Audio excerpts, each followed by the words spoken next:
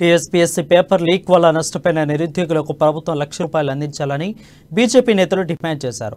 BJP రాష్ట్ర వ్యాప్త ఆందోళనలో భాగంగా జోగులాంబ గద్వాల్ జిల్లాలో బీజేపీ జిల్లా అధ్యక్షుడు రామచంద్రారెడ్డి నిరసన వ్యక్తం చేశారు. ఈ సందర్భంగా రాష్ట్ర ప్రభుత్వంపై విమర్శలు గుప్పించారు.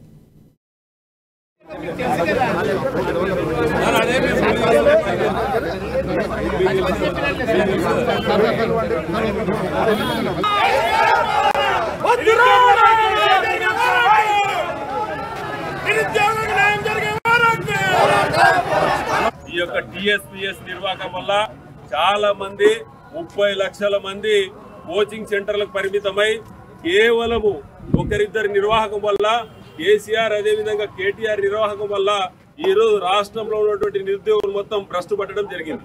ముఖ్యంగా 2014 నుంచి నిన్నటి వరకు చూస్తే ప్రతి నోటిఫికేషన్ల పరిస్థితి ఇదే విధంగా ఉంది. అంటే కేసీఆర్ నోటిఫికేషన్ ఇచ్చే పరిస్థితి లేదు, కేవలం ఉద్యోగం ఇవ్వకుండా ఈ రకంగా విద్యార్థులతో 30 లక్షల మంది విద్యార్థులతో చెలగాటమాడుతున్నారు. అదేవిధంగా భారతీయ జనతా పార్టీ డిమాండ్ ఒకటే, 30 లక్షల మంది విద్యార్థులకు వెంటనే నిరుద్యోగ భృతి ఇవ్వాలి.